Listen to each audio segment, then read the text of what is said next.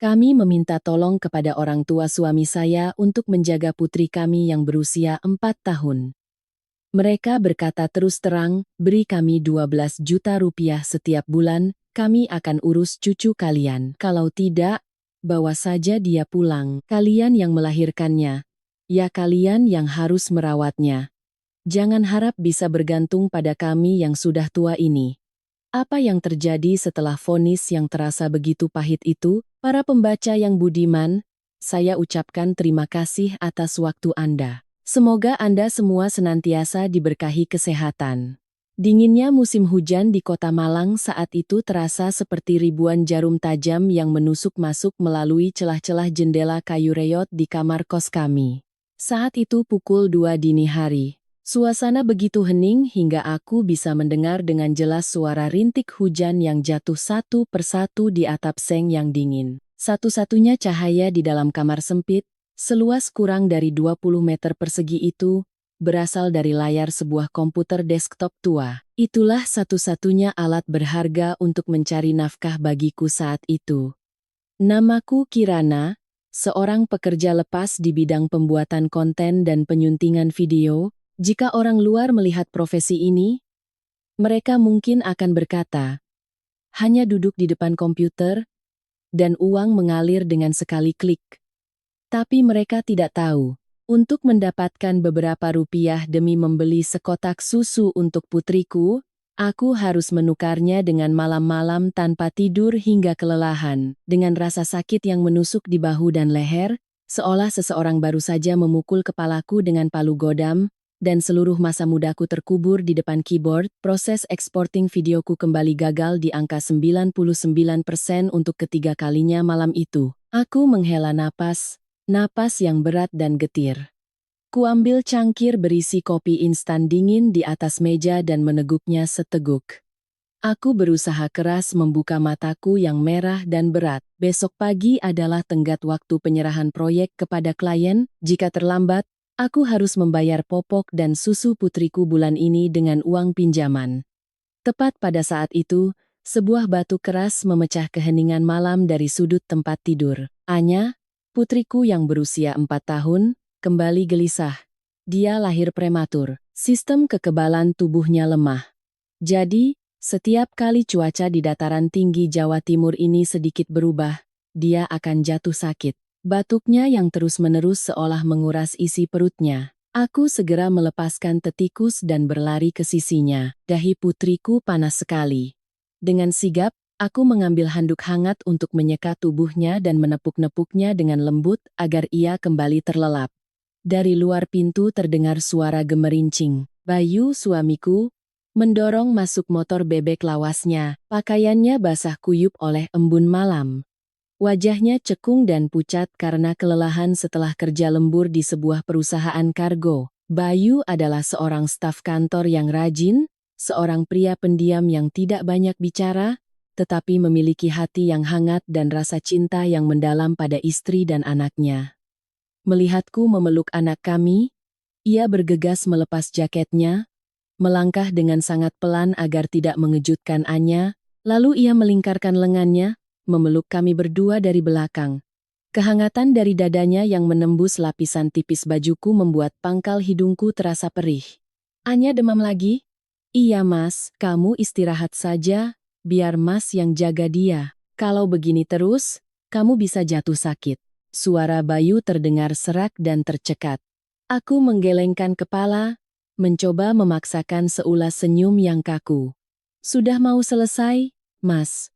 Mas habis dari luar, kedinginan, cepat ganti baju lalu tidur sebentar. Besok pagi kan harus kerja lagi. Bayu menatapku. Matanya memancarkan rasa tak berdaya, dan menyalahkan diri sendiri yang tak terlukiskan. Aku tahu di dalam hati pria ini selalu ada luka yang dalam. Luka yang terus berdarah sejak ia masih kecil. Bayu adalah anak kedua di tanah Jawa ini. Dalam keluarga suamiku, pemikiran yang mengagungkan anak laki-laki, terutama anak sulung, bukanlah sesuatu yang asing. Itu adalah racun yang telah mendarah daging dalam diri mertuaku. Sejak kecil, Bayu harus memakai pakaian bekas kakaknya, memakan sisa-sisa lauk berlemak yang tidak mau dimakan oleh kakaknya. Ketika menikah, orang tuanya menghamburkan uang untuk pesta pernikahan mewah bagi sang kakak, membelikan rumah dan mobil untuknya. Sementara untuk Bayu, di hari pernikahan kami, mereka hanya melemparkan sebuah cincin emas 2 gram sebagai formalitas, lalu mengusir kami untuk hidup mandiri dengan tangan hampa. Bayu mencintaiku, menyayangi putri kami, tetapi perlakuan dingin dari orang tua kandungnya telah membentuk cangkang kepasrahan pada dirinya. Ia selalu meyakinkan dirinya sendiri bahwa selama ia patuh, selama ia berusaha berbakti, suatu hari nanti orang tuanya akan mengakuinya, tapi ia tidak tahu, di dunia ini ada ikatan darah yang sudah lama membusuk oleh uang dan keberpihakan. Malam itu, memandangi punggung kurus suamiku yang sedang sibuk mencuci handuk hangat untuk anak kami, aku berjanji pada diri sendiri. Dengan cara apapun, aku tidak akan membiarkan putriku tumbuh dalam penghinaan dan kemiskinan ini. Aku harus bangkit, meskipun harus memeras tetes darah terakhirku. Jika kehidupan kami adalah sebuah lukisan kelabu yang dipenuhi kekhawatiran tentang kebutuhan sehari-hari, maka hanya berjarak kurang dari 5 kilometer dari sini, di sebuah rumah 3 lantai yang mentereng di tengah kota, kehidupan kakak ipar dan istrinya adalah sebuah komedi murahan tentang orang kaya baru. Dharma, kakak iparku, adalah contoh tipikal pria yang besar mulut namun malas bekerja. Setiap kali membuka mulut, ia berbicara tentang proyek miliaran, koneksi pejabat ini dan itu. Tetapi kenyataannya, ia hanyalah seorang pialang properti kecil-kecilan yang menutupi dirinya dengan pakaian bermerek KW yang dibeli dari pusat perbelanjaan grosir. Santi, kakak iparku, lebih parah lagi, ia adalah sebuah karya seni kemunafikan dan kelicikan. Ia cerdas, pandai bersilat lidah, dan tahu cara memilih kata-kata manis untuk menguras setiap sen uang pensiun mertuaku. Suatu minggu sore, ketika aku membonceng Anya dengan motor butut kami ke rumah kakek neneknya untuk memberikan sedikit buah, aku menyaksikan langsung sebuah drama yang membuat perutku mual. Begitu melangkah masuk ke halaman, aku mendengar tawa riuh dari Dharma dan Santi. Santi mengenakan gaun merah ketat, menenteng tas Chanel palsu yang berkilauan, dan sedang berdiri berkacak pinggang di ruang tamu. Bu, hari ini kami harus menghadiri acara apresiasi klien VIP perusahaan, tolong jaga si Gilang sebentar ya Bu. Aduh, partner bisnis kami memaksa terus. Tidak enak kalau tidak datang. Bu, kata Santi dengan nada manja yang dibuat-buat, Ibu Lastri, ibu mertuaku, yang tadinya sedang duduk menyiangi sayuran, buru-buru melempar sayuran itu ke lantai keramik dan berlari keluar dengan wajah berseri-seri. Oh, tentu saja, urusan besar, kalian pergilah, biar cucu kesayangan nenek ini, nenek yang urus. Gilang, sini sama nenek, orang tuamu ini kerja keras sekali. Kasihan Gilang, putra mereka yang berusia 6 tahun dan dimanjakan hingga manja, gemuk dan tambun. Begitu melihat neneknya, ia langsung berlari, merebut kacamata baca Bapak Wijoyo, yang sedang membaca koran dan melemparnya ke lantai. Alih-alih memarahi cucunya, Bapak Wijoyo malah tertawa terbahak-bahak. Wah, cucu mahkota kakek ini kuat sekali. Besar nanti jadi jenderal ya. Sementara itu, putri kecilku berdiri di belakang kakiku. Matanya menatap malu-malu pada sepupunya yang sedang diperebutkan oleh kakek dan neneknya. Aku menuntun Anya masuk dan menyapa. Ibu Lastri hanya melirik kami berdua sekilas. Senyum di bibirnya langsung lenyap, wajahnya mengeras. Sudah datang? Beli buah-buahan mentah begini buat apa? Rumah ini tidak kekurangan. Kalau punya uang, simpan saja untuk beli obat anakmu. Lihat itu badannya ringkih seperti lidi, katanya ketus sambil menunjuk ke arah kantong jeruk yang baru saja kuletakkan di meja. Aku menelan rasa sesak di dada, mencoba menjaga suara tetap tenang. Ini jeruk kesukaan Anya, jadi sekalian saya belikan untuk bapak dan ibu. Anya, ayo beri salam pada kakek dan nenek. Anya dengan patuh menyalami mereka. Selamat sore kek, selamat sore nek. Tapi kakek dan neneknya tidak peduli untuk menjawab. Sebaliknya, Bapak Wijoyo menarik laci lemari dan mengeluarkan segepok uang polimer pecahan 100.000 yang masih baru. Itu adalah uang pensiun yang baru saja ia terima. Ia memanggil Gilang, suaranya manis. Gilang, tempo hari kamu suka robot transformer yang di mall itu kan? Ini kakek kasih uang. Suruh Tante Santi antar beli sekarang juga. Cuma 2 juta kan? Kakek traktir. 2 juta. Angka itu membuat jantungku sesak. 2 juta sama dengan uang susu Anya selama sebulan. 2 juta sama dengan 10 malam aku terjaga mengetik hingga tanganku melepuh. Namun, mereka dengan mudahnya menghamburkannya untuk membeli mainan tak berguna bagi cucu mahkota mereka, sementara tidak pernah sekalipun membelikan Anya sepasang kaus kaki atau memberinya serupiah pun untuk obat saat ia sakit. Santi berdiri di samping, melirikku dengan tatapan setengah kasihan, setengah menang. Ia berdecak, Kirana, punya anak perempuan itu memang rugi ya. Tapi ya sudahlah. Sudah takdir, kamu mau kerja sekeras apapun juga tidak akan sebanding dengan kami yang melahirkan anak laki-laki pembawa berkah ini. Aku menatap lurus ke mata Santi. Bibirku sedikit terangkat membentuk senyum tipis yang dingin. Mbak benar. Berkah itu dinikmati masing-masing. Semoga saja berkah Mas dan Mbak cukup besar untuk melindungi rumah ini sampai akhir hayat. Setelah berkata begitu, aku menggendong Anya, berbalik, dan berjalan lurus keluar rumah. Di belakangku, suara tawa angkuh Dharma dan sanjungan manis Santi masih terdengar. Aku membawa Anya ke atas motor. Angin musim hujan yang dingin berembus kencang menerpa wajahku. Air mataku tidak jatuh karena aku menyadari sebuah kebenaran yang kejam. Di rumah ini, kami bukanlah keluarga. Kami hanyalah bayangan tak terlihat, figuran bagi kemegahan palsu yang mereka sebut anak sulung dan cucu mahkota. Kesulitan tidak pernah datang sekali, ia datang seperti tanah longsor, menyapu bersih semua upaya perlawanan yang lemah dari manusia. Di tengah kondisi ekonomi keluarga kami yang gali lubang tutup lubang, suatu Rabu pagi, ponselku berdering terus-menerus. Di seberang sana terdengar suara tergesa-gesa dari seorang sutradara produksi acara televisi di Surabaya yang pernah bekerja sama denganku dalam beberapa proyek kecil. Kirana, saya ada proyek raksasa. Kontrak 30 episode film dokumenter untuk sebuah korporasi besar. Bayaran pasca produksinya sangat tinggi. Cukup untuk kamu beli setengah apartemen di Malang. Tapi persyaratannya ketat.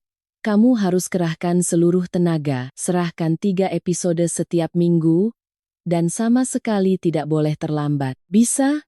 Aku terpaku di tengah dapur sempit. Suara minyak mendesis di wajan terdengar di telingaku, tapi kepalaku berdengung. Ini bukan sekadar pekerjaan. Ini adalah pelampung penyelamat.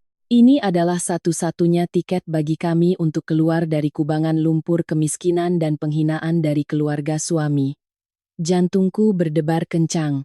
Aku menggenggam ponsel begitu erat hingga telapak tanganku berkeringat, lalu dengan suara mantap menjawab, saya ambil. Kirimkan filenya Mas. Tetapi hidup selalu tahu cara mempermainkan mereka yang sedang mencoba bangkit.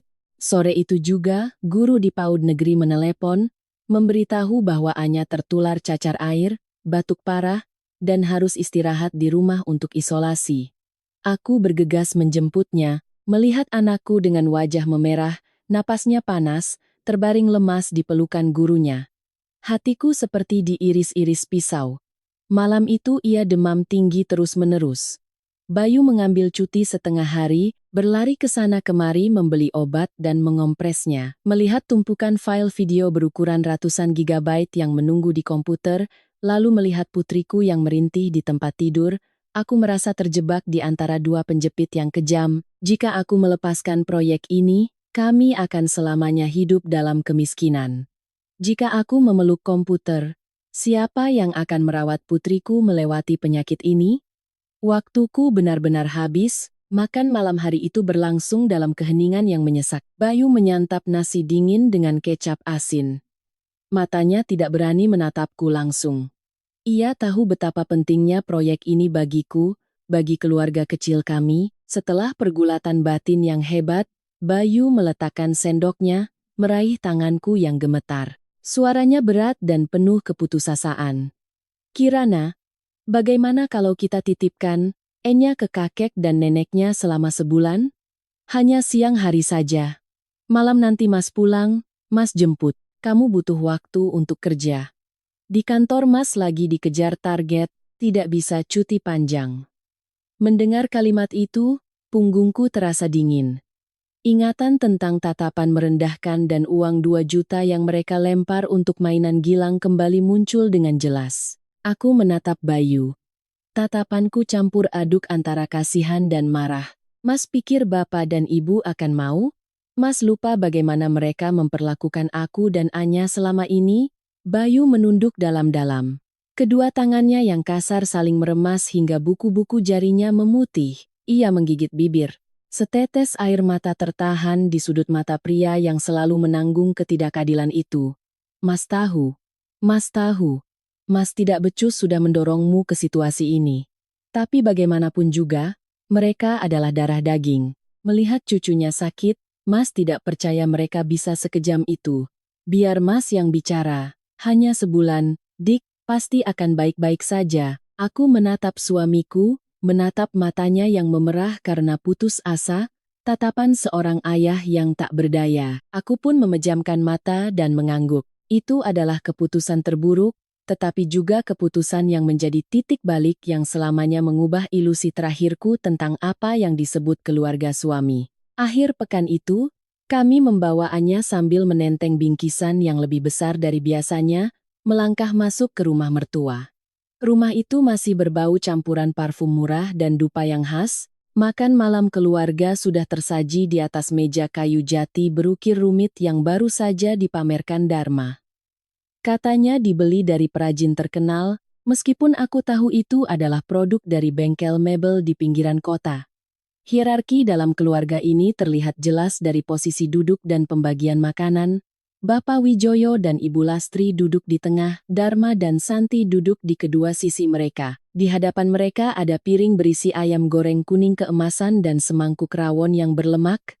Sementara kami berdua ditempatkan di ujung meja, tersembunyi di balik piring berisi sayur lodeh dan semangkuk sambal terasi. Gilang duduk dengan angkuh di pangkuan neneknya, disuapi paha ayam terbesar. Sementara Anya, ia dengan patuh duduk di sampingku, dengan takut-takut mengambil beberapa potong sayur.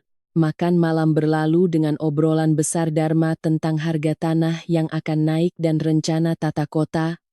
Aku mengunyah nasi di mulutku yang terasa kering seperti sekam. Bayu menenggak segelas kecil air putih, berdeham, mencoba mengumpulkan sisa keberaniannya untuk memecah suasana palsu itu. Bapak, Ibu, belakangan ini kami sedang sibuk sekali. Kirana baru saja dapat proyek besar dari perusahaan di Surabaya, harus kerja siang malam. Saya juga di kantor kargo sedang dikejar target akhir tahun. Anya juga sakit-sakitan, tidak bisa masuk sekolah. Bayu ragu-ragu, kata-katanya seolah tersangkut di tenggorokan. Seluruh meja makan tiba-tiba hening. Ibu Lastri meletakkan sendoknya, matanya setajam silet menatap lurus ke arah Bayu. Jadi maksud kalian apa? Bicara langsung saja, tidak usah berputar-putar. Bayu menelan ludah, suaranya mengecil. Begini Bu, kami mau minta tolong Bapak dan Ibu untuk menjaga Anya di siang hari, sekitar sebulan. Nanti malam setelah pulang kerja, saya akan langsung jemput. Uang makan dan kebutuhannya akan kami berikan penuh. Suasana menjadi sunyi senyap. Sebelum mertuaku sempat bersuara, Santi sudah meletakkan sendoknya dengan keras ke atas piring. Ia mengambil tisu untuk menyeka bibirnya, lalu perlahan mengangkat wajah, tersenyum dengan senyum manis palsunya yang khas. Suaranya melengking dan dibuat-buat, tetapi setiap kata yang keluar dilumuri racun. Oh, hebat sekali ya kalian ini, Bapak dan Ibu sudah tua, tulang mereka sudah rapuh. Mana ada waktu untuk melayani anak perempuan kalian? Kirana itu kerja apa sih? Malam-malam mengetik berisik, tapi tidak pernah kelihatan bawa uang sepeser pun ke rumah ini. Jadi, perempuan itu kalau sudah melahirkan ya harus tahu diri, urus anaknya. Jangan pakai alasan cari uang lalu melimpahkan tanggung jawab ke orang tua. Kakek nenek sudah cukup lelah mengurus Gilang. Mana ada tenaga untuk menanggung beban tambahan lagi? Begitu Santi selesai, Dharma menepuk paha mendukung. Suaranya lantang. Betul itu. Kalian miskin ya? Terima saja nasib. Jangan seret-seret orang tua. Seumur hidup Bapak dan Ibu sudah berkorban untukku. Sekarang saatnya aku yang berbakti. Membiarkan mereka di rumah menikmati hari tua, bermain dengan cucu mahkota. Kalau kalian bawa anak perempuan kalian ke sini, nanti dia menulari Gilang, kalian bisa ganti rugi, darah di tubuhku mendidih, setiap kata yang mereka ucapkan seperti tamparan api yang mendarat telak di wajah kami. Aku menggenggam sendok begitu erat hingga jari-jariku memutih. Aku menatap lurus ke wajah Santi. Suaraku tenang, dingin, dan ringkas. Tanpa sedikit pun kompromi. Mbak Santi bilang mau berbakti ya? Apa Mbak tahu setiap hari Mbak menitipkan anak ke bapak dan ibu tanpa pernah memberi uang sepeser pun? Mbak bilang kalau sudah melahirkan harus urus sendiri. Lalu Gilang yang duduk di pangkuan ibu itu anak siapa? Apa muncul dari dalam tanah? Saya minta tolong pada bapak dan ibu karena saya menghormati mereka. Bukan minta tolong pada Mbak. Mbak belum punya hak untuk bicara di sini. Wajah Santi memerah padam setelah kutampar dengan kebenaran telanjang itu. Ia tergagap tidak bisa berkata-kata. Ia memukul meja, hendak berteriak, tetapi Ibu Lastri lebih dulu membanting mangkuknya ke atas meja. Perang. Suara mangkuk pecah membuat Anya terkejut dan menangis histeris. Ibu Lastri berdiri, menunjuk lurus ke wajahku dengan jari keriputnya. Kurang ajar kamu, berani kamu melawan kakak iparmu di depanku? Ibu Lastri meraung. Wajahnya berkerut karena marah. Tatapannya, padaku saat itu, bukan lagi tatapan manusia kepada manusia, melainkan tatapan seorang penguasa kepada sampah masyarakat. Bayu panik, buru-buru berdiri di depanku. Bu, Kirana tidak bermaksud begitu. Ibu tenang dulu. Kami hanya... Apa? Ibu Lastri menepis tangan Bayu, berkacak pinggang, dan melangkah maju, menghujani kami dengan kalimat yang mungkin sampai aku menutup mata nanti pun tidak akan pernah kulupakan. Setiap kata ia desiskan melalui sela-sela giginya, jelas, pedas, dan kejam. Kalian mau aku menjaga anak kalian, kan? Boleh. Kalian beri aku 12 juta sebulan, baru aku mau. Kalau tidak, bawa pulang saja anak kalian dan urus sendiri. Kalian yang melahirkan, kalian yang urus.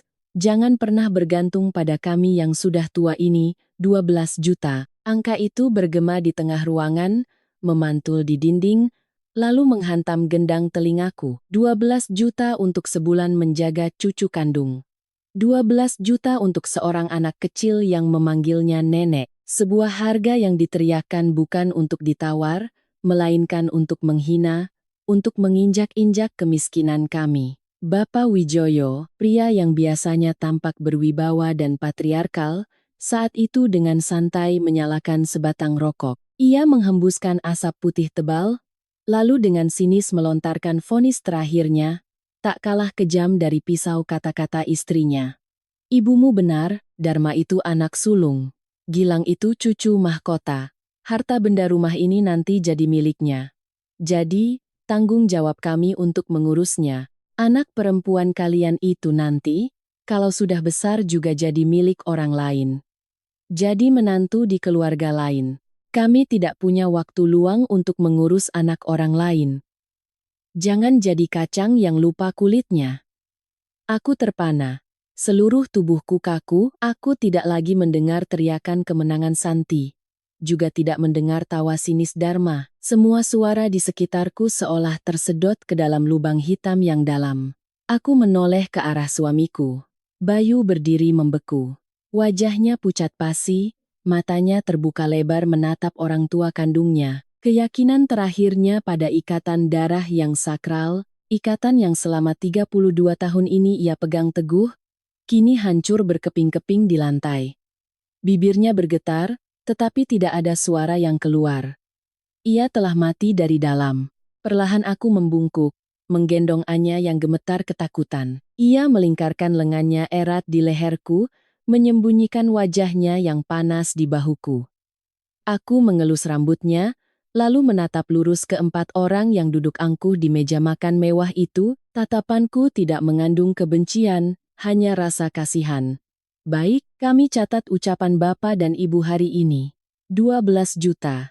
Angka ini akan kami ukir dalam hati. Selamat menikmati makan malamnya. Aku dengan tegas berbalik. Bayu, ayo kita pulang Mas. Suaraku yang singkat dan tegas seolah membangunkan Bayu dari mimpi buruknya. Ia menatap orang tuanya untuk terakhir kali dengan tatapan kosong yang menakutkan, lalu diam-diam mengikutiku. Pintu besi rumah mereka tertutup di belakang kami.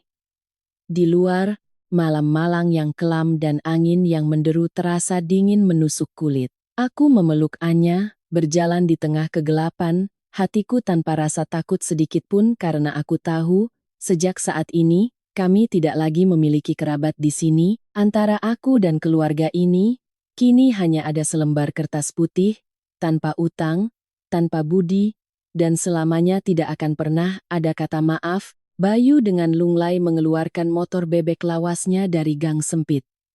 Bayangannya jatuh di jalanan, miring, sepi, dan begitu menyedihkan. Ia tidak mengucapkan sepatah kata pun. Bibirnya terkatup rapat hingga nyaris berdarah. Bahu lebar pria yang pernah menjadi sandaran kokoh bagiku itu kini terkulai membungkuk seolah menanggung beban batu yang tak terlihat. Sepanjang perjalanan pulang, ia mengendarai motor dengan sangat pelan. Suara mesin motor yang terbatuk-batuk, setiap nadanya terdengar lelah dan putus-putus, sama seperti detak jantung orang-orang yang baru saja kehilangan keyakinan terakhir pada ikatan darah. Aku memeluk erat Anya di belakang, menyembunyikan wajahku di punggung suamiku yang bergetar hebat, merasakan dengan jelas setiap gelombang isak tertahan yang bergejolak di dadanya. Setibanya di kamar kontrakan petak yang dingin, begitu pintu kayu lapis tertutup, Bayu menjatuhkan kunci motor ke lantai keramik yang pecah. Ia perlahan berlutut, menyandarkan kepalanya di kursi plastik yang sudah usang. Dan kemudian, pria berusia 32 tahun itu menangis. Tangisannya tanpa suara, hanya isak tertahan yang pecah di dalam dadanya. Itu adalah tangisan seorang anak yang terbuang. Seorang anak kedua yang telah menghabiskan separuh hidupnya untuk patuh, untuk pasrah, untuk berusaha menyenangkan orang tuanya, namun pada akhirnya menyadari bahwa ia hanyalah surplus sampah yang tidak lebih berharga. Aku dengan tenang meletakkan Anya yang saat ini sudah tertidur lelap karena lelah di atas kasur busa tua, lalu menyelimutinya dengan selimut tipis. Setelah itu aku mendekati Bayu, berlutut di sampingnya dan memeluk bahunya yang bergetar. Aku tidak menangis, sama sekali tidak meneteskan air mata. Karena kemarahan di dalam diriku telah melelehkan semua kelemahan, mengeras menjadi sebongkah baja dingin yang tajam, aku memahami sepenuhnya rasa sakit yang sedang menggerogoti hati kami saat ini. Pergulatan batin yang menyesakan ini bukan berasal dari kemarahan karena mereka menolak menjaga cucu. Tidak, mereka sudah tua. Mereka berhak beristirahat, berhak menolak. Kami tidak akan dendam jika mereka berkata mereka lelah, punggung mereka sakit, atau mereka tidak punya tenaga, tetapi yang membuat kami sakit hati hingga serasa ribuan jarum menusuk jantung adalah cara mereka menilai ikatan keluarga. Dengan angka 12 juta, mereka sengaja meneriakkan harga selangit, angka yang tidak masuk akal dan kejam bukan untuk bernegosiasi, melainkan untuk menghina kemiskinan kami. Lebih menyakitkan lagi, mereka menggunakan putri kandung kami sebagai tumpuan untuk meninggikan cucu mahkota mereka. Bapak Wijoyo telah menyatakan dengan jelas, anak perempuan kalian nanti juga jadi milik orang lain. Kalimat itu seperti tusukan pisau yang fatal, mengungkap pemikiran kolot tentang superioritas anak laki-laki yang telah berakar dalam benak mereka. Mereka merampas hak Anya untuk dicintai, hanya karena ia terlahir tanpa kromosom Y. Keberpihakan yang kejam itu adalah sejenis kekerasan mental. Ia menghancurkan martabat orang tua miskin seperti kami. Aku mengangkat wajah Bayu yang basah oleh air mata, menatap lurus ke matanya yang merah dan putus asa. Suaraku dingin dan jelas, bergema di kamar kontrakan sempit itu seperti sumpah di hadapan Tuhan. Mas sudah cukup menangis. Habiskan tangisanmu malam ini. Mulai besok, aku larang Mas meneteskan air mata lagi untuk keluarga itu. Mereka telah menghargai kita. Mereka telah menghina putri kita. Mas harus ingat setiap kata yang mereka ucapkan hari ini. Ukir itu di tulangmu. Kita tidak akan mati, kita akan hidup, dan harus hidup dengan sangat cemerlang. Dengan cara apapun, aku tidak akan membiarkan putri kita tumbuh dalam penghinaan siapapun, termasuk mereka yang mengaku kerabat. Bayu menatapku, matanya perlahan kehilangan kelemahannya, digantikan oleh sorot tajam dan tekad yang luar biasa. Ia mengangguk, menyeka air matanya. Malam di Malang begitu dingin menusuk tulang, tetapi di dalam kamar kontrakan kumuh ini, api kebanggaan dan dendam telah resmi dinyalakan, berkobar terang, dan tidak akan pernah bisa dipadamkan. Hari-hari setelah malam penentuan itu adalah masa-masa tergelap, paling melelahkan, tetapi juga paling heroik dalam hidup kami. Kami mengibaratkan diri kami seperti binatang yang terpojok, tidak ada jalan mundur, hanya bisa menunjukkan taring dan cakar untuk bertahan hidup. Untuk melarikan diri dari kubangan lumpur bernama kemiskinan, keputusan pertama dan paling nekatku adalah menitipkan Anya di sebuah daycare swasta yang memiliki kamera pengawas 24 jam dan layanan kesehatan di tempat. Biaya bulanannya mencapai 6 juta rupiah. Angka yang sangat besar dibandingkan dengan pendapatan kami saat itu. Untuk mendapatkan uang muka selama 3 bulan, Bayu harus menelan ludah meminjam dari teman-temannya di mana-mana. Itu adalah cara kami membalas penghinaan dari keluarga mertua, dan juga cara bagiku untuk membeli waktu dan ketenangan mutlak untuk terjun ke dalam pekerjaan. Kami secara resmi memasuki mode mengencangkan ikat pinggang yang paling ekstrem. Makan malam kami menjadi sederhana. Hanya semangkuk sayur bening, beberapa butir telur rebus dengan kecap asin, dan bungkus-bungkus mie instan yang kami kunyah di tengah malam. Uang popok dan susu anak adalah prioritas utama. Sementara kami berdua, jika sakit, hanya berani membeli obat generik murah di apotek ujung gang, sama sekali tidak berani pergi ke dokter. Aku mengubah diriku menjadi mesin kerja tanpa emosi, tanpa rasa lelah. 30 episode film dokumenter, ratusan gigabyte data, permintaan ketat tentang efek, warna, dan suara dari klien terus menghujaniku seperti bom. Aku memeluk komputer dari pagi buta hingga pukul 2 atau 3 dini hari, ada malam-malam di mana punggungku sakit seperti mau patah. Kedua mataku perih karena terlalu lama menatap layar. Tetapi setiap kali aku hendak merebahkan kepala di meja, suara melengking Santi dan pernyataan 12 juta dari ibu mertuaku kembali terngiang di telinga setajam silet. Itu seperti dosis doping kelas berat, membangunkanku, memaksaku membuka mata lebar-lebar dan terus mengetik, terus memotong, terus mengedit. Bayu juga tidak kalah, setelah jam kerja di perusahaan kargo, ia tidak pulang untuk beristirahat, melainkan menyalakan aplikasi ojek online, bekerja tambahan hingga tengah malam. Malam-malam dingin saat embun menusuk daging, tangannya pecah-pecah dan berdarah, wajahnya menghitam karena angin dan debu. Suatu hari ia pulang pukul 1 pagi.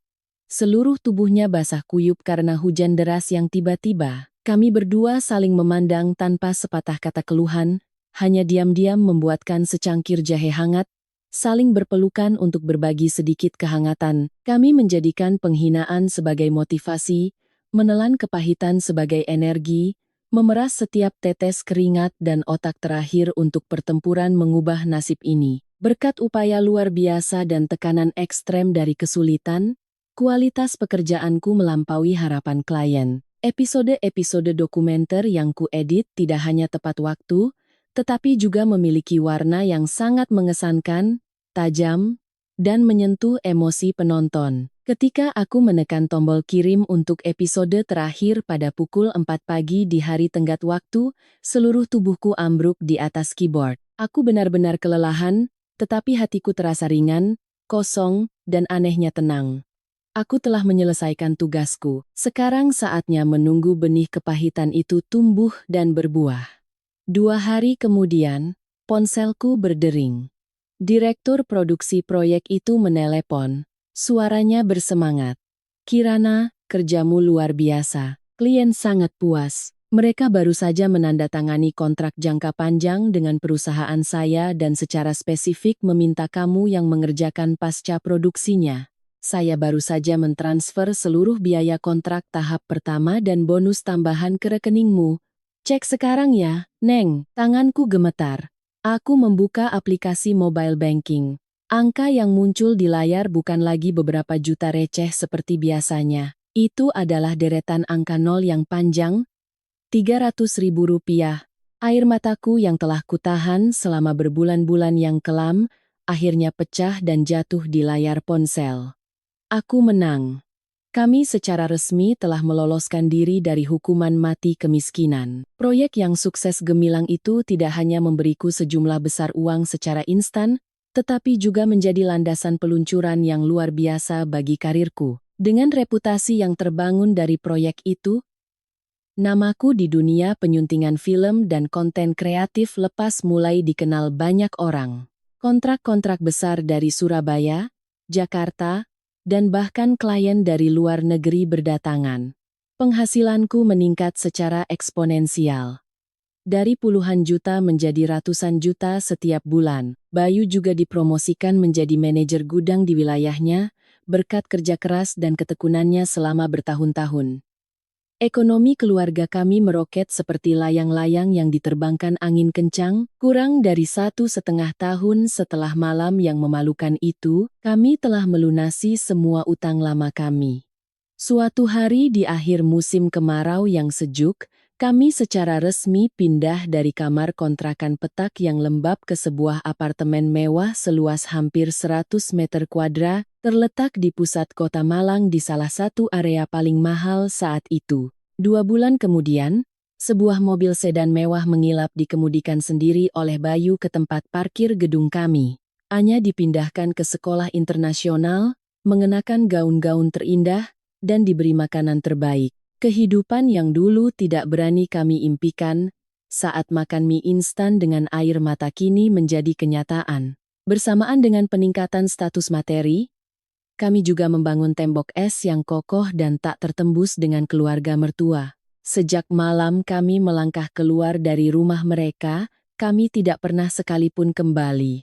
Bayu memutus semua kontak harian, tidak menelepon, tidak mengirim pesan. Kami memperlakukan keluarga kandungnya seperti mitra bisnis yang kontraknya telah selesai, dingin, transaksional, dan tanpa emosi. Pada hari-hari besar seperti Lebaran atau acara keluarga, alih-alih datang dengan membungkuk membawa hadiah seperti dulu, aku menggunakan aplikasi pengiriman premium. Aku memesan parsel terindah dan termewah, minuman impor terbaik, disertai amplop berisi uang tunai dalam jumlah besar, lalu menyuruh kurir mengantarkannya langsung ke rumah mereka. Sama sekali tidak menunjukkan wajah, tanpa ucapan selamat yang hangat. Hanya ada kartu cetak dengan tulisan dingin, dari Bayu, Kirana. Kami memenuhi kewajiban berbakti di permukaan hukum dan sosial agar tidak ada yang bisa mencela kami sebagai anak durhaka, tetapi kami secara mutlak mencabut kehadiran dan kehangatan ikatan keluarga. Sikap dingin dan angkuh kami membuat Bapak Wijoyo,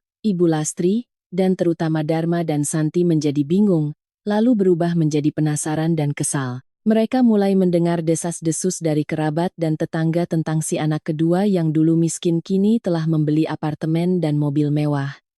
Rasa iri dan keserakahan membuat mereka tidak bisa duduk diam. Suatu pagi, Ibu Lastri tiba-tiba berinisiatif menelepon Bayu. Suaranya manis dan dibuat-buat, sangat berbeda dengan nada pedasnya dulu. Bayu, kerjaanmu lancar ya nak, beli rumah. Beli mobil kok tidak undang bapak dan ibu main? Akhir pekan ini kalian sibuk tidak? Bawa Anya ke sini, makan-makan sama kakek nenek biar ramai. Kakekmu kangen terus sama Anya. Bayu menyalakan loudspeaker untuk kudengar. Sudut bibirku terangkat membentuk senyum sinis. Kangen Anya, sebuah kebohongan yang kikuk dan murahan. Bayu menatapku, mengangguk, lalu dengan tenang menjawab telepon dengan nada datar tanpa emosi sedingin es. Maaf, Bu, kami sibuk sekali. Anya akhir pekan ini ada les piano dan les bahasa Inggris, tidak ada waktu untuk pulang. Bapak dan Ibu istirahat saja di rumah, main sama Mas Dharma dan cucu mahkotanya biar nyaman. Uang dan parsel lebaran bulan lalu yang kami kirim lewat kurir sudah diterimakan, Bu? Saya sedang ada rapat. Saya tutup teleponnya ya, Bu. Setelah berkata begitu, Bayu langsung memutus panggilan. Di seberang sana, Ibu Lastri terdiam. Aku bisa membayangkan wajahnya yang kaku dan pucat karena marah. Kami telah menampar keangkuhan mereka dengan kesuksesan dan sikap meremehkan kami terhadap perhatian palsu mereka. Tembok es telah didirikan, dan aku menyatakan tidak ada seorang pun dari rumah itu yang berhak melewatinya untuk menyentuh kehidupan kami lagi. Sementara keluarga kecil kami sedang selangkah demi selangkah membangun kerajaan kami sendiri yang penuh tawa dan kecukupan, di sisi lain tembok es, benih-benih kebusukan mulai tumbuh dengan ganas. Kenyataannya, citra kemewahan yang ditampilkan oleh Dharma dan Santi hanyalah sebuah gelembung sabun yang ditiup besar dengan bualan, tipu daya, dan kebiasaan menjadi benalu. Dan ketika angin berubah arah, gelembung itu mulai mengempis, menampakkan realitas yang menyedihkan dan busuk. Pasar properti di Malang tahun itu tiba-tiba membeku. Kebijakan pengetatan kredit diberlakukan, aliran uang ke investasi tanah terhenti. Dharma, dari seorang pialang properti yang hanya terbiasa menggunakan air liur untuk mencari uang receh, kini benar-benar kehilangan sumber penghasilannya. Lahan-lahan di pinggiran kota yang ia beli dengan utang berbunga tinggi kini berubah menjadi padang ilalang yang tak dilirik siapapun. Tekanan untuk membayar bunga pinjaman dari rentenir mulai mencekik lehernya. Karena malas dan serakah, alih-alih mencari pekerjaan yang layak untuk membayar utang, Dharma terjun ke dunia judi online dan investasi kripto dengan harapan bisa menang besar dan membalikkan keadaan. Hasilnya, sama seperti penjudi lainnya, ia kalah telak, utangnya menumpuk hingga miliaran rupiah. Pada saat yang sama, bisnis kosmetik dan tas tangan palsu Santi juga ambruk karena dirazia oleh pihak berwenang, seluruh barang dagangannya disita. Sumber pendapatan satu-satunya Santi terputus. Ketika uang di kantong habis, sifat asli Santi langsung terungkap. Ia bukan lagi menantu manis yang menenteng tas mewah sambil tersenyum manja. Sebaliknya, Santi menjadi pemarah dan kasar. Setiap kali membuka mulut, ia mengumpat dan bertengkar hebat dengan suaminya dari pagi hingga malam. Kemerosotan Dharma dan Santi berdampak langsung pada kehidupan Bapak Wijoyo dan Ibu Lastri. Dulu, setiap kali Santi menitipkan Gilang, ia sesekali masih memberi mereka sedikit uang atau membelikan oleh-oleh untuk mengambil hati. Tapi sekarang, Santi sepenuhnya melimpahkan tanggung jawab merawat Gilang kepada mereka, mulai dari makan, tidur, hingga biaya PAUD. Ia menggunakan alasan bisnis merugi untuk menguras uang pensiun mertuanya yang tak seberapa. Suatu sore, seorang kenalanku yang tinggal di dekat rumah mertuaku bercerita bahwa mereka menyaksikan pertengkaran sengit di depan gerbang rumah. Santi berkacak pinggang, wajahnya memerah, menunjuk-nunjuk Dharma, "Kamu itu memang tidak berguna. Uang susu anak saja tidak ada.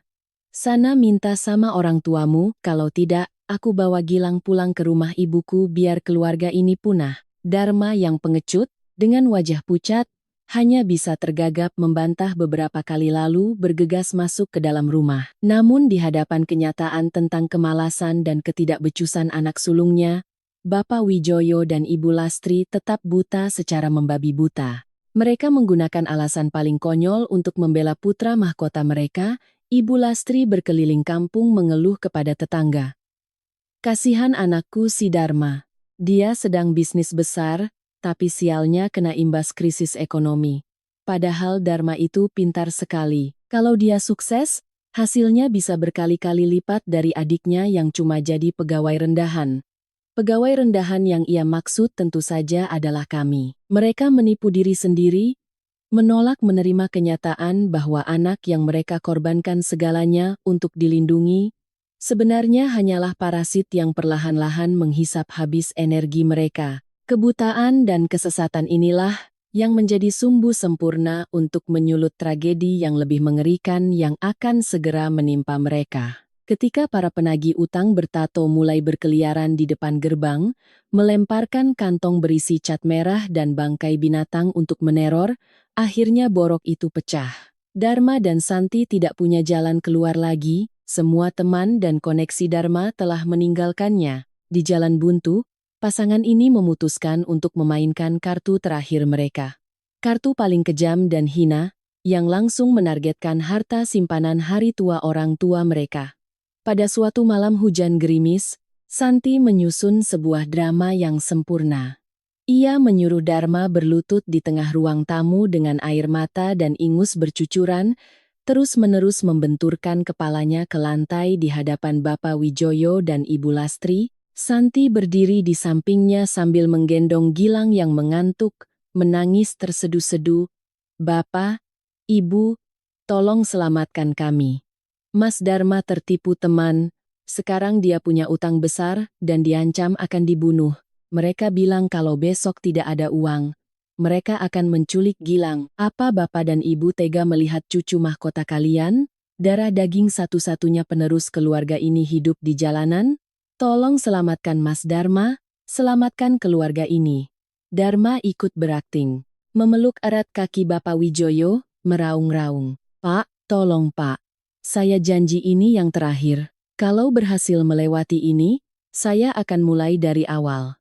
Saya akan merawat Bapak dan Ibu sampai mati. Kalau Bapak tidak kasihan sama saya, kasihanilah Gilang Pak, dia satu-satunya penerus kita." Di hadapan air mata buaya, di hadapan dua kata cucu mahkota yang mereka jadikan tameng untuk menutupi kehinaan mereka, Bapak Wijoyo dan Ibu Lastri luluh total. Hati orang tua kolot yang dibutakan oleh pemikiran feodal telah sepenuhnya mengalahkan akal sehat. Mereka yakin bahwa menyelamatkan anak sulung dan melindungi cucu penerus adalah misi suci yang harus mereka lakukan dengan segala cara. Keesokan paginya saat kabut belum sirna, Bapak Wijoyo dan Ibu Lastri diam-diam pergi ke bank. Mereka menarik seluruh isi tabungan mereka sebesar 300 juta rupiah, uang yang mereka kumpulkan sedikit demi sedikit dari uang pensiun selama belasan tahun, satu-satunya dana darurat untuk sakit di hari tua. Tetapi 300 juta itu seperti setetes air di lautan utang Dharma. Tanpa ragu, Bapak Wijoyo mengeluarkan sertifikat hak milik tanah, buku sakral atas nama mereka berdua untuk rumah yang mereka tinggali. Ia membawanya ke seorang rentenir terkenal di daerah itu, untuk digadaikan dengan bunga tinggi, mendapatkan tambahan lebih dari 700 juta. Mereka menyerahkan seluruh uang itu ke tangan Dharma dengan keyakinan naif bahwa Dharma akan melunasi utangnya, memulai hidup baru, dan berbakti kepada mereka. Hari itu, ketika memegang tumpukan uang tebal yang basah oleh keringat dan darah orang tuanya, sudut bibir Santi terangkat membentuk senyum kemenangan yang licik. Ia tahu betul uang ini tidak akan pernah kembali. Ia telah berhasil memeras tetes darah terakhir mertuanya, mengubah mereka menjadi orang-orang miskin di atas tanah mereka sendiri. Bapak Wijoyo dan Ibu Lastri, dalam kebutaan pemikiran mereka, telah secara sukarela menandatangani hukuman mati untuk sisa hidup mereka. Mereka bangga karena telah memenuhi tanggung jawab sebagai orang tua, tanpa menyadari bahwa lubang hitam yang baru saja mereka isi dengan seluruh hidup mereka akan segera menjadi kuburan yang mengubur mereka hidup-hidup dalam kehinaan, kesepian, dan penderitaan yang tak terhingga. Orang bilang, ketika uang sudah pergi dari rumah, cinta yang dibangun di atas kepalsuan akan ikut menguap.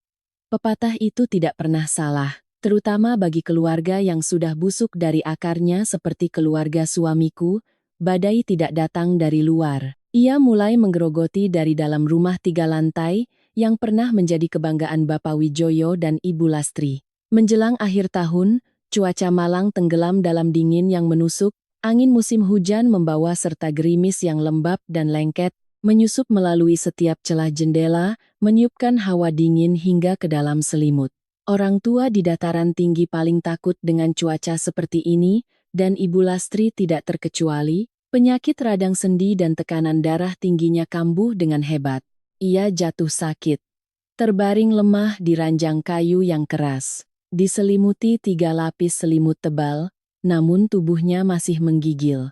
Rasa sakit dari persendiannya menyebar, menggigit seolah ribuan semut menggerogoti sumsum tulangnya. Ia batuk kering berkepanjangan. Napasnya berat dan berbunyi seperti tungku pandai besi tua. Rumah besar itu kini sepi seperti kuburan. Bapak Wijoyo yang terbiasa dilayani seumur hidupnya kini merasa canggung dan kesal melihat istrinya terbaring sakit. Ia mondar-mandir di dapur sebentar, lalu naik ke atas untuk menonton TV, membiarkan istrinya merintih di kamar. Mulut Ibu Lastri terasa kering dan pahit. Seharian ia belum makan. Perutnya melilit. Dengan tangan gemetar, ia meraba-raba ponsel jadulnya di kepala ranjang, menekan nomor menantu sulungnya yang berharga. "Santi, ibu sakit, demam dari semalam tidak bisa bangun, bisa tolong mampir masakin ibu bubur atau belikan soto di ujung gang?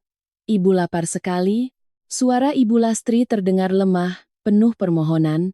Di seberang sana terdengar musik hingar-bingar dan suara pertengkaran. Suara Santi terdengar melengking dan tajam.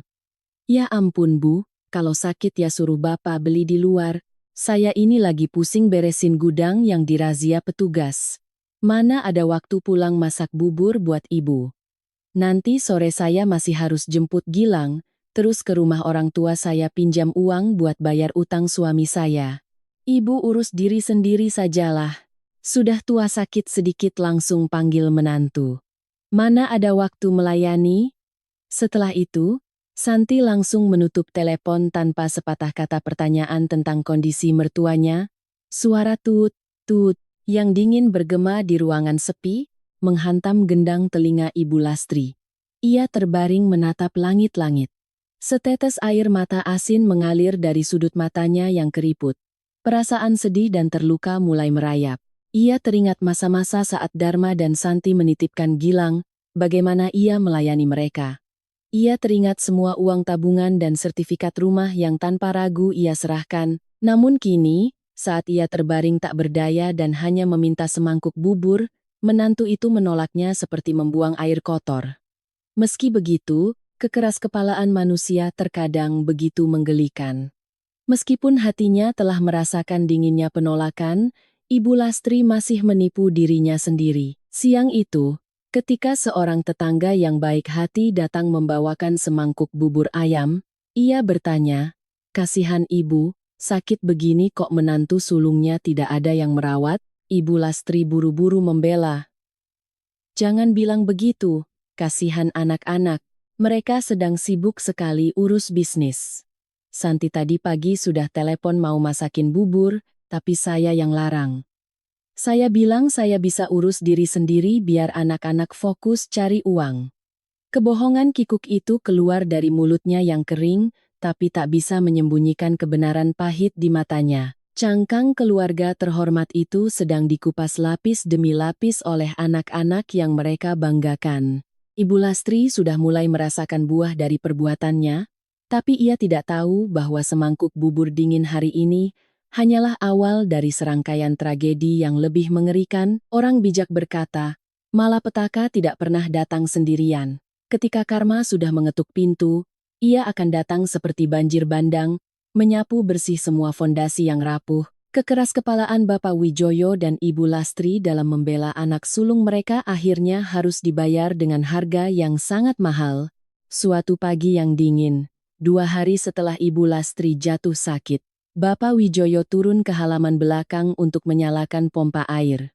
Hujan gerimis selama beberapa hari membuat lantai semen yang berlumut menjadi sangat licin. Bapak Wijoyo yang sedang kesal karena tidak ada yang melayani berjalan dengan ceroboh, ia terpeleset, seluruh berat badannya yang 65 kilogram terbanting ke lantai yang keras. Krak, suara retakan tulang yang kering dan mengerikan terdengar, merobek keheningan. Bapak Wijoyo menjerit kesakitan. Ia memegangi pinggul kanannya, keringat dingin membasahi dahinya, tulang panggulnya patah. Ia terbaring meringkuk di lantai yang basah, tidak bisa bergerak, hanya bisa berteriak memanggil nama istrinya. Ibu Lastri yang sedang terbaring lemah, mendengar teriakan suaminya dan menjadi sangat panik. Ia lupa akan demam dan rasa sakit di persendiannya, menyeret tubuhnya ke pintu. Pemandangan di depannya membuatnya nyaris pingsan. Suaminya terbaring dengan wajah pucat, merintih, dengan gemetar, ia menelepon Dharma. Panggilan pertama, sibuk. Panggilan kedua, sibuk. Baru pada panggilan kelima, Setelah ia berteriak di telepon, Dharma akhirnya mengangkat, tetapi dengan nada sangat kesal. Lebih dari 1,5 jam kemudian, ambulans baru tiba dan membawa Bapak Wijoyo ke rumah sakit dalam kondisi syok akibat cedera parah. Dharma mengikuti dengan motornya, wajahnya masam, mulutnya terus mengumpat karena acara di arena judinya terganggu. Kejadian tidak berhenti di situ, Ibu Lastri. Dengan tubuh yang sudah lemah karena sakit dan lapar, ditambah dengan syok melihat suaminya kecelakaan, akhirnya kehabisan sisa tenaganya. Malam itu di koridor rumah sakit pusat di Malang, saat menunggu dokter menangani Bapak Wijoyo, Ibu Lastri duduk meringkuk di kursi besi yang dingin. Dharma sudah menghilang dengan alasan menelepon istrinya untuk pinjam uang. Tiba-tiba, Ibu Lastri merasakan dadanya sesak. Rasa sakit yang tajam dari jantungnya menjalar ke otak. Pandangannya kabur, semua di sekitarnya berputar. Ia mencoba mengangkat tangan untuk memanggil perawat tetapi lengan kanannya mati rasa. Mulutnya berkedut, air liurnya mengalir tak terkendali. Ia ambruk di lantai koridor. Serangan stroke ringan telah merobohkan wanita angkuh dan pedas itu. Rumah sakit menjadi gaduh. Para dokter dan perawat bergegas, membawanya ke ruang gawat darurat. Dalam waktu kurang dari 24 jam, Bapak Wijoyo dan Ibu Lastri dirawat di rumah sakit dalam kondisi kritis. Satu orang patah tulang panggul dan harus segera dioperasi. Satu orang lagi stroke, separuh tubuhnya lumpuh dan bernapas dengan bantuan oksigen. Keluarga yang pernah menepuk dada sebagai keluarga terpandang, yang pernah dengan angkuh, menyatakan tidak butuh siapa-siapa selain anak sulung, kini resmi runtuh. Pagi berikutnya, dokter memanggil keluarga pasien untuk memberitahukan kondisi dan meminta uang muka biaya rumah sakit. Saat itulah Dharma dan Santi baru muncul. Dharma merokok dengan gelisah, sementara Santi mengenakan mantel merah mencolok dan sepatu hak tinggi, wajahnya dipoles bedak tebal. Dokter yang bertugas, seorang pria paruh-baya yang serius, menjelaskan kondisi mereka. Bapak Wijoyo mengalami patah tulang leher paha yang parah. Harus segera dioperasi pemasangan sendi panggul buatan. Untuk Ibu Lastri, beliau mengalami stroke dan kini lumpuh separuh badan, membutuhkan perawatan intensif. Total biaya sementara yang harus dibayarkan segera adalah 180 juta rupiah. Silakan selesaikan di bagian keuangan agar kami bisa segera melakukan operasi. 180 juta. Angka itu meledak seperti granat. Wajah Santi yang angkuh seketika berubah. Tanpa peduli pada orang tua yang terbaring sekarat, ia berteriak di ruang dokter. Apa? 180 juta? Dokter tidak salah, kami dapat uang dari mana sebanyak itu? Uang bukan daun. Dokter mengerutkan kening. Tolong jaga ucapan Anda, kondisi orang tua Anda parah, peralatannya yang terbaik, biayanya tentu sepadan. Kami di sini untuk menyelamatkan nyawa, bukan menawar harga sayuran, tetapi Santi sudah kehilangan akal. Ia menatap ke arah ranjang Bapak Wijoyo melalui jendela kaca dan mengucapkan kata-kata yang menusuk hati. Sudah tua, jalan tidak hati-hati sampai jatuh, sekarang malah merepotkan anak, bapak dan ibu cuma kasih kami rumah yang sudah digadaikan. Uang pinjaman rentenir saja belum lunas. Mana ada uang buat rumah sakit? Coba kalau bapak dan ibu lebih kaya kan enak. Ini cuma punya sertifikat rumah butut, sekarang sudah tidak punya apa-apa? Ya, urus saja sendiri, kami tidak sanggup. Kata-kata itu bergema di seluruh koridor, membuat semua orang menoleh dengan kaget. Mereka berbisik-bisik tentang menantu durhaka yang mengumpat mertuanya di rumah sakit. Ibu Lastri, yang terbaring di ruang perawatan, mendengar setiap kata dari menantu yang pernah ia bela mati-matian. Air mata mengalir dari matanya yang keriput, air mata penyesalan dan rasa malu yang mendalam saat menyadari kebenaran. Orang-orang yang ia anggap sebagai pilar keluarga ternyata hanyalah sekawanan burung bangkai yang menggerogoti dagingnya.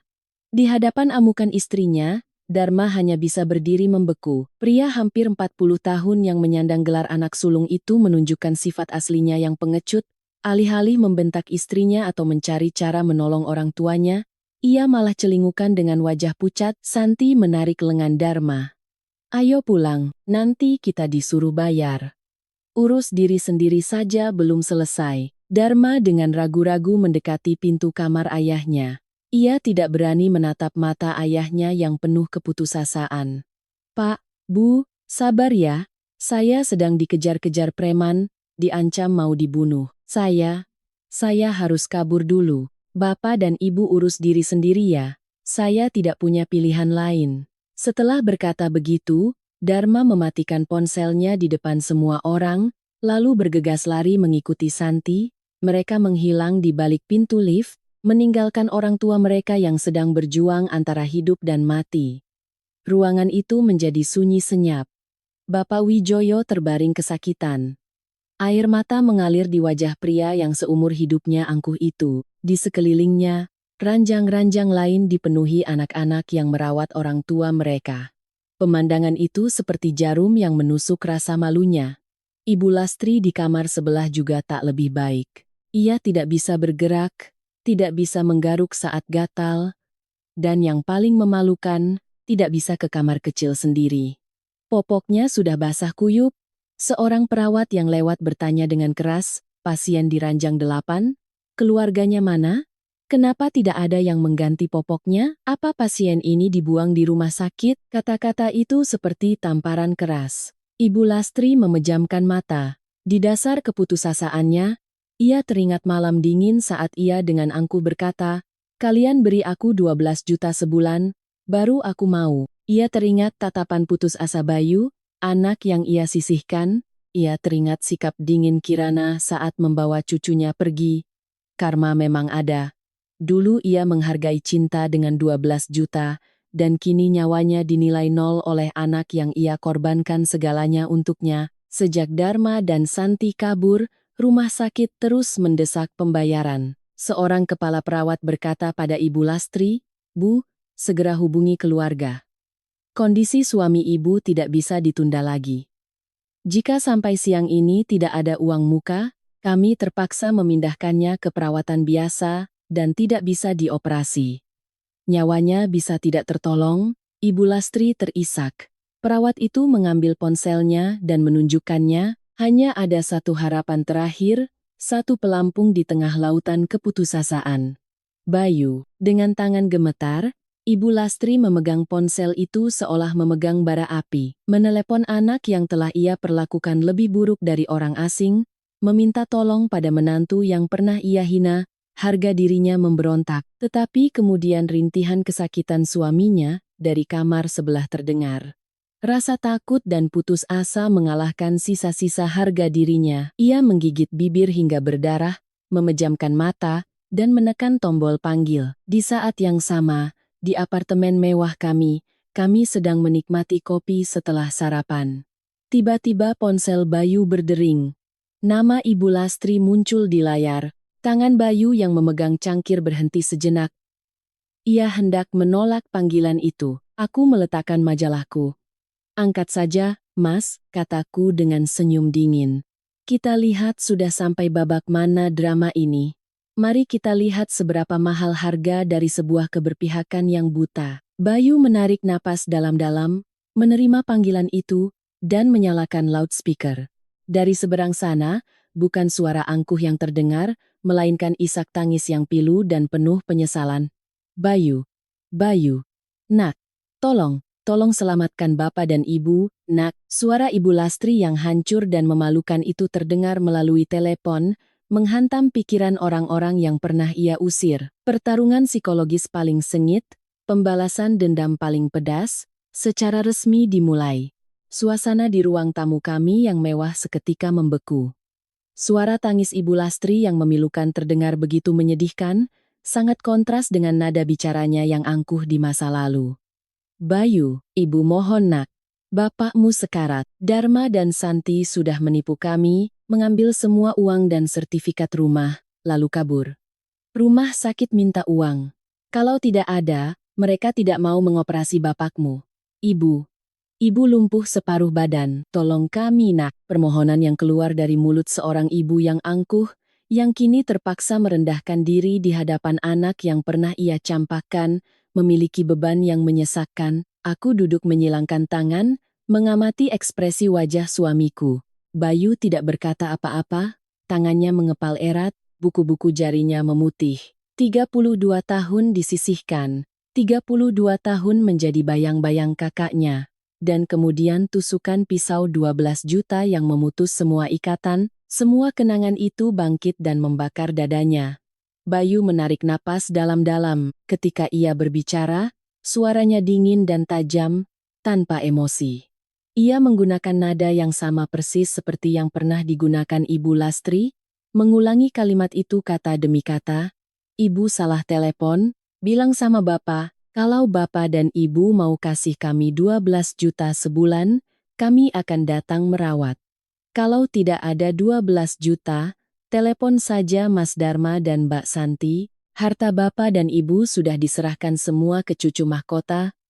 Tanggung jawab ada di pundak mereka, urus saja sendiri. Kami ini cuma orang miskin, tidak pantas ikut campur. Setelah berkata begitu, tanpa menunggu jawaban, Bayu mematikan telepon. Tut. Layar menjadi gelap. Pembalasan dendam dengan kata-kata telah selesai. Tamparan balik itu terasa begitu memuaskan, setimpal dengan perlakuan yang pernah kami terima. Namun, begitu layar ponsel padam, topeng dingin yang dikenakan Bayu hancur berkeping-keping, ia menjatuhkan ponselnya, menutupi wajahnya dengan kedua telapak tangan, dan menangis tersedu-sedu. Tangisan seorang anak yang terluka, yang terjebak dalam dilema yang kejam. Ia membenci orang tuanya, tetapi darah yang mengalir di nadinya, tetaplah darah mereka. Ia baru saja menusuk jantung orang tuanya yang sedang sekarat, dan pisau itu juga menusuk balik nuraninya. Aku bangkit, duduk di sampingnya, dan memeluknya. Aku membiarkannya menangis, mengeluarkan semua kepahitan yang terpendam. Sudah, Mas, sudah cukup, bisikku lembut namun tegas. Kamu sudah membalas ucapan mereka. Selesai sudah utang dendam itu, tapi kalau kita membiarkan mereka mati di rumah sakit, kita akan menjadi sama hinanya seperti Dharma dan Santi. Aku tidak mau suami dan ayah dari putriku menanggung beban nurani seumur hidupnya. Menangislah malam ini. Besok pagi kita ke rumah sakit. Bayu menatapku, matanya yang merah penuh rasa terima kasih. Di tengah dinginnya hubungan antar manusia, aku memilih untuk menjaga martabat keluarga kami. Bukan karena aku memaafkan mereka, tetapi karena aku ingin membuktikan bahwa orang-orang yang pernah mereka buang dan hina adalah satu-satunya yang memiliki karakter untuk menyelamatkan mereka di saat-saat kritis. Pukul 8 pagi keesokan harinya, kami tiba di lobi rumah sakit. Aku mengenakan mantel abu-abu, membawa tas termal berisi 2 rantang bubur iga yang kumasak sejak pukul 5 pagi. Bayu membawa tas besar berisi popok dewasa, tisu basah, dan perlengkapan kebersihan lainnya. Hal pertama yang kulakukan bukan berlari ke ranjang pasien untuk berakting. Aku langsung ke bagian keuangan. Kuletakkan kartu debit prioritasku di meja. Tolong lunasi semua uang muka untuk pasien atas nama Wijoyo dan Lastri. Pindahkan keduanya ke ruang perawatan VIP. Gunakan semua obat dan peralatan terbaik. Biayanya bebankan ke kartu ini. Petugas itu menggesek kartu dan memberikan struk panjang. Menatapku dengan heran dan hormat. Tagihan lebih dari 250 juta lunas dalam 3 menit. Setelah itu, aku menyewa 2 perawat profesional untuk berjaga di malam hari. Selesai dengan semua urusan administrasi, barulah kami masuk ke ruang perawatan. Bau obat dan kotoran menusuk hidung. Ibu Lastri terbaring lemah, matanya kosong. Ketika melihat kami, pupil matanya melebar karena kaget. Aku mendekat, meletakkan rantang bubur di meja. Tanpa sepatah kata celaan, aku berkata kepada perawat di dekatnya, "Suster, tolong bantu suami saya membalikkan badan ibu. Saya mau mengganti popok dan membersihkannya." Perawat itu terkejut. "Loh, ibu ini menantu yang kedua ya? Kemarin menantu yang sulung datang marah-marah lalu kabur. Kami kira ibu ini sudah dibuang keluarganya." Aku hanya tersenyum tipis, lalu mengenakan sarung tangan. Bau busuk menyengat saat selimut dibuka, tapi aku tidak bergeming. Dengan telaten, aku membersihkan tubuh ibu mertuaku, mengganti popoknya, merapikan spray, dan menyelimutinya kembali. Semua kulakukan dengan efisien, tanpa emosi, sebuah tindakan tanggung jawab, bukan cinta. Setelah selesai, aku duduk di sampingnya, membuka rantang bubur, aku menyuapinya sesendok demi sesendok. Ibu Lastri tidak membuka mulut, air mata mengalir dari matanya. Ia menatapku dengan penyesalan, rasa sakit, dan malu yang tak terhingga. Makan, Bu. Biar ada tenaga. Biaya rumah sakit sudah saya bayar lunas. Kamar VIP juga sudah dipesan. Ibu tidak akan diusir dari sini, kataku dengan nada datar. Kata-kata itu dingin, tetapi menjadi pelampung yang menyelamatkannya dari jurang keputusasaan. Menelan setiap suap bubur, Ibu Lastri merasakan kehangatan menjalar di tubuhnya, bersamaan dengan siksaan batin yang hebat. Ia melihat menantu yang pernah ia sebut miskin dan pembawa sial ini kini dengan sabar membersihkan kotorannya, membeli nyawanya dengan uang hasil kerja keras yang berdarah-darah, sementara menantu kesayangannya justru meninggalkannya untuk mati. Air mata penyesalannya terus mengalir. Di kamar sebelah, setelah operasi, Bapak Wijoyo terbangun dengan rasa sakit yang luar biasa. Ia terbaring tak berdaya dikelilingi selang-selang infus. Bayu menjaganya tanpa henti. Malam itu, karena efek samping obat, Bapak Wijoyo buang air besar di tempat tidur. Ia memejamkan mata, menahan malu yang luar biasa. Seumur hidupnya ia angkuh, kini ia harus menunjukkan sisi paling rapuh dan kotor di hadapan anak yang pernah ia remehkan. Tetapi Bayu tidak mengeluh, dengan sabar, ia membersihkan ayahnya, mengganti popok dan pakaiannya, lalu mengompres dahinya. Sikap tenang dan baktinya seperti pisau tak terlihat yang mengupas habis semua kesombongan dan pemikiran kolot Bapak Wijoyo. Ketika Bayu selesai, Bapak Wijoyo membuka mata, menatap tangan anaknya yang kotor. Bayu, Bapak salah sama kalian. Bapak minta maaf, bisiknya dengan suara pecah. Bayu berhenti sejenak. Bapak tidak perlu minta maaf. Sudah lewat. Saya merawat Bapak karena Bapak adalah ayah saya. Itu saja, sekarang istirahatlah. Jawaban yang lugas itu justru membuat Bapak Wijoyo semakin tersiksa.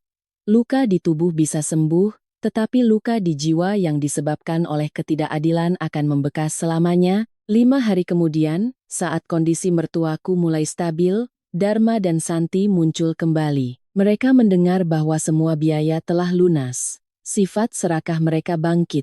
Mereka mengira mertuaku masih punya simpanan rahasia, atau si anak kedua yang kini kaya raya akan menanggung semuanya. Siang itu mereka masuk ke kamar Bapak Wijoyo. Dharma langsung berakting, menangis dan memeluk kaki ayahnya. Pak, maafkan saya. Saya dikejar preman, jadi tidak berani ke sini. Katanya Bayu sudah bayar semua, ya syukurlah. Lalu ia mengeluarkan selembar surat kuasa. Pak, tolong tanda tangani ini, tanah warisan di desa ada yang mau beli mahal. Uangnya untuk bayar utang Pak, nanti saya janji akan bangun rumah baru untuk Bapak dan Ibu. Santi ikut menimpali. Iya Pak, tanda tangan cepat. Keluarga ini kan cuma bisa mengandalkan Mas Dharma sebagai anak sulung. Tepat saat itu, aku masuk dan melihat drama murahan itu. Bayu yang sejak tadi diam mengupas apel, bangkit berdiri, wajahnya mengeras penuh amarah. Ia melangkah maju, menepis surat kuasa itu dan menginjaknya. Mau apa lagi kalian? Dharma hendak melawan. Diam, bentak Bayu dengan suara menggelegar yang membuat mereka berdua mundur ketakutan. Kalian belum puas menguras darah orang tua, pergi dari sini sebelum saya panggil keamanan. Santi mulai berteriak-teriak. Lihat, anak bungsu ini, mentang-mentang punya uang mau merebut hak anak sulung, hak orang yang membayar untuk menyelamatkan nyawa orang tua, kataku dingin sambil melangkah maju. Mau hak anak sulung? Boleh. Bayar kembali 250 juta yang sudah saya keluarkan, setelah itu kalian boleh bawa orang tua ini kemanapun. Kalau tidak punya uang, tutup mulut kalian dan enyah dari sini. Santi terdiam, wajahnya memerah karena malu dan marah. Tiba-tiba, suara batuk keras terdengar dari ranjang. Bapak Wijoyo, dengan wajah pucat karena marah, berusaha bangkit. Tangannya yang keriput gemetar saat menunjuk lurus ke wajah Dharma. Pergi kalian, pergi dari sini. raungnya dengan sisa tenaga. Aku tidak punya anak seperti kalian. Mulai hari ini aku anggap kalian sudah mati. Pergi. Kalian binatang pemakan orang tua.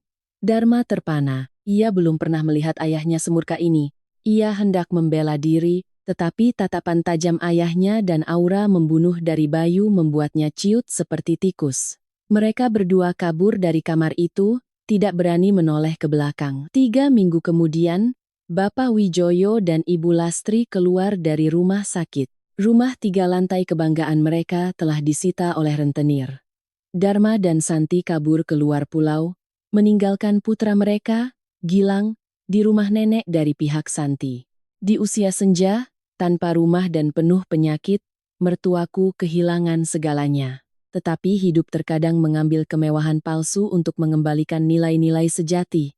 Kami tidak menelantarkan mereka, kami membelikan mereka sebuah apartemen kecil yang nyaman di dekat tempat tinggal kami, dengan pintu penghubung agar lebih mudah merawat mereka. Sikap mereka berubah total setelah tragedi itu. Pemikiran feodal dan keberpihakan telah dihancurkan oleh kenyataan pahit, digantikan oleh penyesalan dan rasa syukur. Ibu Lastri harus menggunakan kursi roda, tetapi tatapannya tidak lagi memancarkan kebencian. Setiap sore, aku melihatnya dengan canggung mengelus rambut putriku, sesekali menyeka air mata yang jatuh. Bapak Wijoyo, yang kini harus berjalan dengan tongkat, seorang pria yang dulunya hanya tahu dilayani, sekarang dengan sabar bermain dengan cucunya, menebus semua waktu yang hilang saat ia dibutakan oleh keangkuhan, suara tawaannya bergema di seluruh ruangan, menghapus bayang-bayang masa lalu. Untuk pertama kalinya, Bapak Wijoyo merasakan kebahagiaan sederhana menjadi seorang kakek yang sesungguhnya. Suatu sore di akhir pekan, kami berenam duduk bersama menikmati teh. Anya mematahkan sebuah biskuit, membaginya 2 untuk nenek dan kakeknya. Ibu Lastri menerima biskuit itu dengan air mata haru. Bapak Wijoyo mengelus kepala cucunya dengan senyum penuh makna. Bayu duduk di sampingku, merangkul bahuku. Tatapannya pada orang tuanya tidak lagi penuh kebencian, melainkan ketenangan. Tidak ada pelukan dramatis atau permintaan maaf yang muluk-muluk. Luka masa lalu terlalu dalam, dan bekasnya akan selalu ada, mengingatkan kami pada saat-saat tergelap dalam hubungan manusia. Kami tidak memaksa diri untuk lupa, tapi kami memilih untuk melangkah melewatinya. Ketulusan, rasa hormat, dan kedamaian akhirnya kembali ke keluarga besar ini, dibangun di atas fondasi kebenaran, kemanusiaan, dan martabat orang-orang yang telah bangkit dari jurang tergelap.